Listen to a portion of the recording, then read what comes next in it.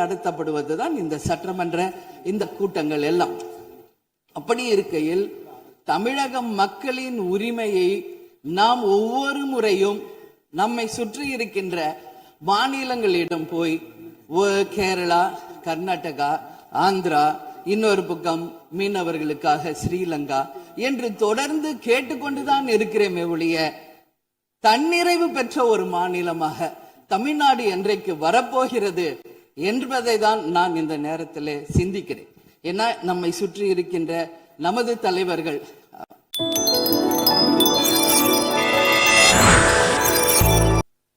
சட்டப்பேரவை தலைவர் அவர்களே, முதலமைச்சர் அவர்களே, எதிர்கட்சி தலைவர் அவர்களே, இந்த அவையிலே வீற்றிருக்கும் அனைத்து சட்டமன்ற உறுப்பினர்களுக்கும் முதல் கண் வணக்கத்தை தெரிவித்துக் கொள்கிறேன். இன்றைக்கு சட்டப்பேரவையிலே பேசப்பட்ட இந்த தீர்மானம் ஒட்டுமொத்த தமிழக மக்களின் வாழ்வாதாரத்தைக்கும் மிக முக்கியமான ஒரு தீர்மானம். எனவே இதை யாரும் மறுக்கப் போவதும் இல்லை, ஏற்காமல் விடப் போவதும் இல்லை. தமிழ்நாட்டிற்காகவும் தமிழக மக்களின் அத்தனை உரிமைக்காகவும் ஒட்டுமொத்த தமிழகமும் ஒன்றாக தான் இருக்க போகிறோம், அதற்காக போராட போகிறோம்.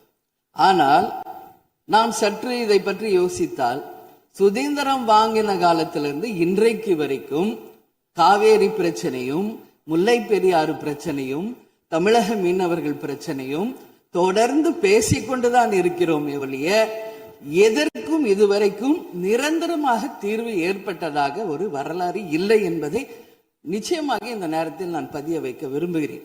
இதற்கு எந்த குறிப்புகளோ படிக்க வேண்டிய அவசியம் இல்லை. இது உணர்வு, நம் மனதிலே ஆழமாக இருக்கும் நம் உணர்வை பதிய வைக்க வேண்டிய இடம் இந்த சட்டமன்றம்.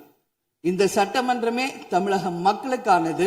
தமிழக மக்களின் வரிப்பணத்தில் நடத்தப்படுவதுதான் இந்த சட்டமன்ற இந்த கூட்டங்கள் எல்லாம்.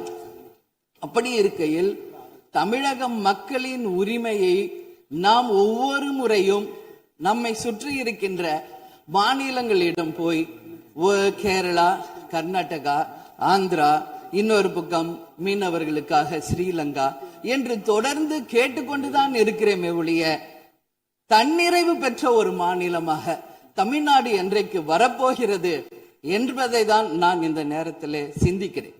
ஏன்னா நம்மை சுற்றி இருக்கின்ற நமது தலைவர்கள் எல்லாருமே இந்த பிரச்சனைக்காக, அம்மையார் புரட்சி தலைவி ஜெயலலிதா அவர்கள் காவேரிக்காக உண்ணாவிரதம் இருந்தாங்க, முதலமைச்சராக இருந்தது. கலைஞர் அவர்கள் இதற்காக பல போராட்டங்கள் நடத்தினார்.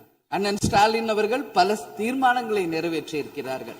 அது மட்டும் இல்லை, இதுவரைக்கும் முதல்வராக இருந்த அத்தனை பேருமே இதற்காக நாம பேசி இருக்கிறோம், போராடுகிறோம், சட்ட ரீதியாக நாம் அதற்கான தீர்வுகளை காண்கிறோம்.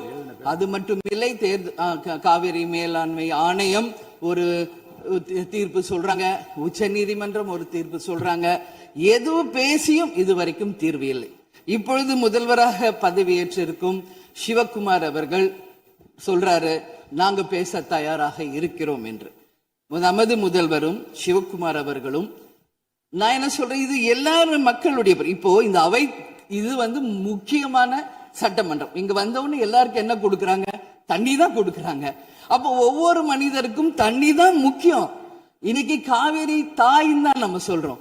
ஒரு தாயின் ஒரு குழந்தைக்கும் எப்படி தாய்ப்பால் இன்றியமையாதோ அது பாருங்க, அத்தனை பேரும், அது விவசாயிகளாக இருக்கட்டும், குடிமக்களாக இருக்கட்டும், இங்கு மிக முக்கியமானது குடிதண்ணீர். நீரின்றி அமையாது இவ்வுலகு.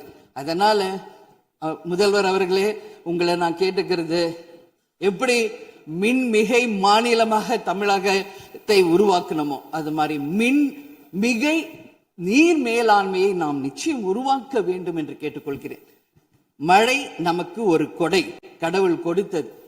அதற்கு இனி வர இருக்கும் மழை காலத்திற்கு முன் அதற்கான தீர்வுகளை நாம் ஏற்படுத்தி எங்கெல்லாம் தமிழ்நாட்டின் நதிகளை இணைக்க வேண்டும். சும்மா நம்ம போய் பக்கத்து ஸ்டேட்டுக்கிட்டே தண்ணி கொடுங்க, டேம் கட்டாதீங்க கேட்டுக்கிட்டே தான் இருக்கோம், எதுவுமே நடக்கல. அதனால சொல்றேன், தன்னிறைவு மிக்க மாநிலமாக நம் தமிழ்நாடு உருவாக வேண்டும் என்று மாண்புமிகு முதல்வர் அவர்களை நான் கேட்டுக்கிறேன்.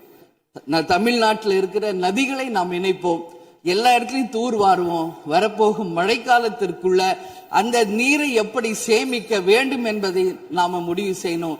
வீணாக கடல்ல போய் நீர் கலக்கிறத தடுத்தாலே தமிழ்நாடு மின்மிகை நீர் மேலாண்மை நிச்சயம் வரும் என்பதை தெரிவிச்சுக்கிறேன். இதுல யாருக்கும் எந்த மாற்று கருத்தும் இருக்காது. தமிழ்நாடின் உரிமை என்றைக்கும் நாம் விட்டு தர முடியாது. முன்னொரு காலம் புரட்சி கலைஞர் கேப்டன் எதிர்கட்சி தலைவராக இருந்தபோது தமிழகத்தின் பிரச்சனைக்காக அனைத்து கட்சியும் ஒன்று திரட்டி டெல்லிக்கு சென்று பிரதமரை சந்தித்து தமிழக மக்கள் சார்பாக கோரிக்கை வைத்தார். அதுபோல் தேவைப்பட்டால் அனைத்து கட்சியையும் நீங்கள் ஒன்றாக அழைத்து சென்று தமிழக மக்களின் உரிமையை நிலையாக உறுதியாக நீங்கள் நிலைநாட்ட வேண்டும் என்பதை நான் கேட்டுக்கொள்கிறேன்.